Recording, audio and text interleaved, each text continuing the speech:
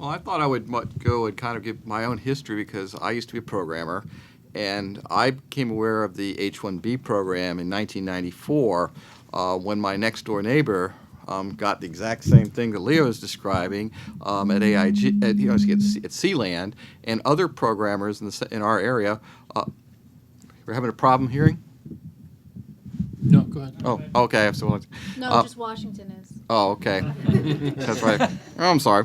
Well, we had and also at AIG in my area, New Jersey, had also at the same time replaced 250 programmers. So that right then, that was about 600 programmers losing their job in a small geographic area, and that has a big impact in your job market. And like Leo, I was shocked. I mean, how is it legal for a company to replace Americans with foreign workers? I mean, I just thought that was against the law. And at the time, AIG was boasting about how this was going to save all kinds of great money.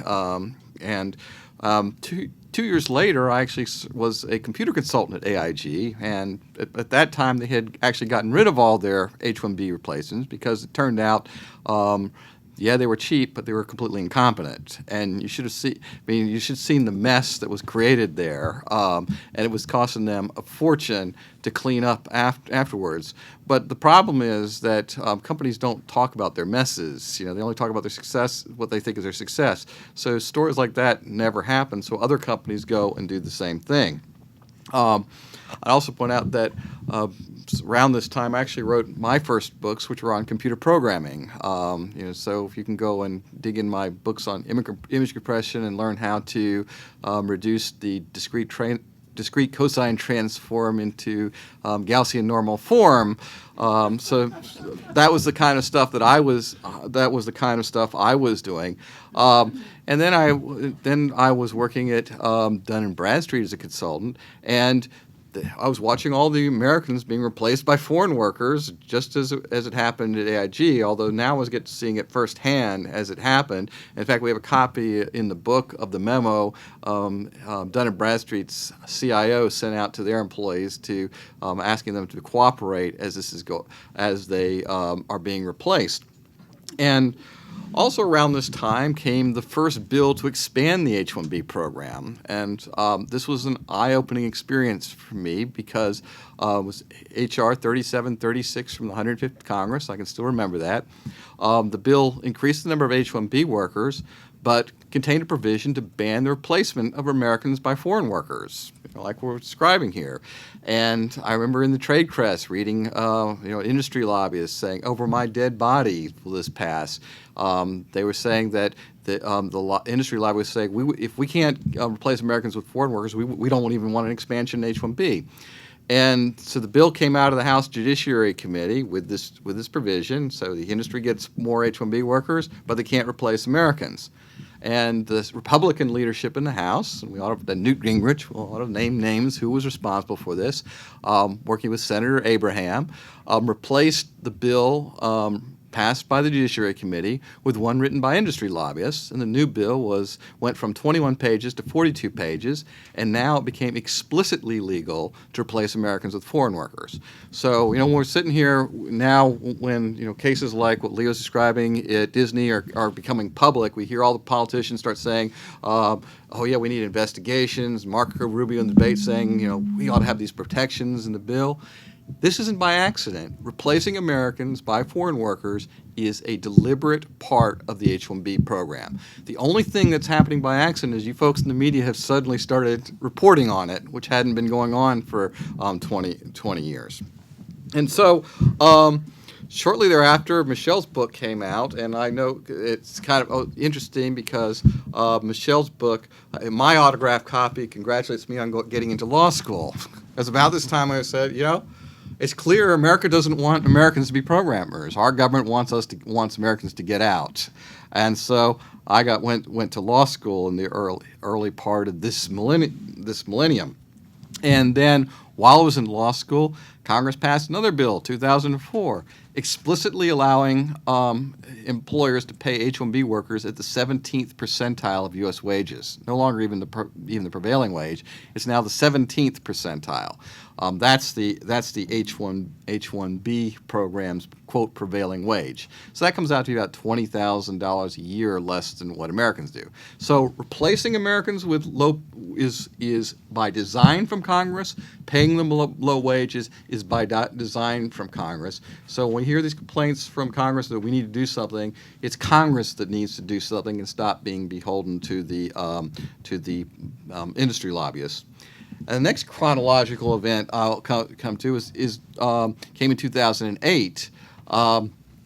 That year, we run into the H-1B quota problem. The Congress had passed three increases to H-1B.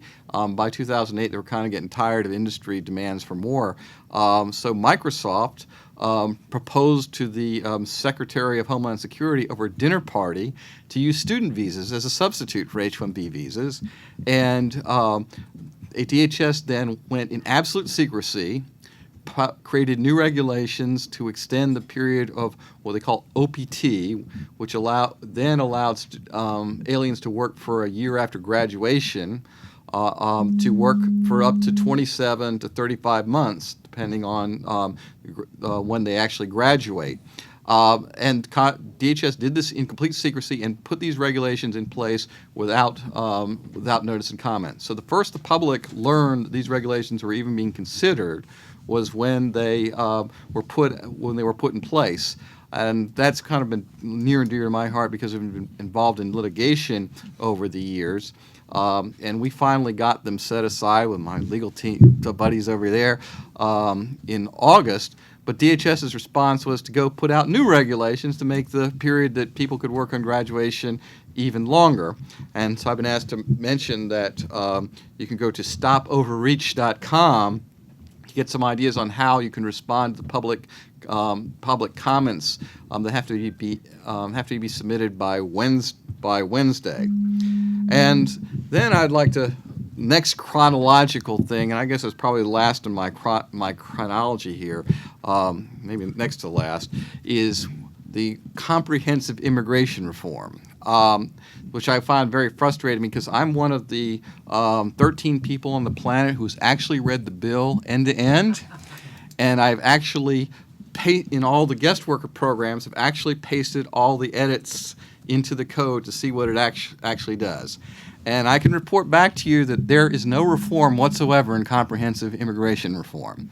And I think it's pretty, one of the ironies here is that, we have the politician, particularly Mr. Rubio, is talking about how we ought to reform the H-1B program. But Rubio, you wrote the bill, and where was this reform? It's not there. You're a co-sponsor of the I-Squared Act that makes the expands the H-1B program.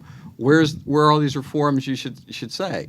So, in essence, the history of the H-1B program has been give lobbyists everything they want and nothing that they don't want. Which then comes what I'll give the final event to close here is now the presidential campaign. And literally, we have reached a point in America where the majority of presidential candidates support replacing Americans with foreign workers. They're so beholden to campaign cash and their big donors that they're literally incapable of independent thought. Jeb Bush, for example, enthusiastically supports replacing Americans with foreign workers. Hillary Clinton has helped foreign companies replace Americans with foreign workers, setting it up an offshoring site in New York.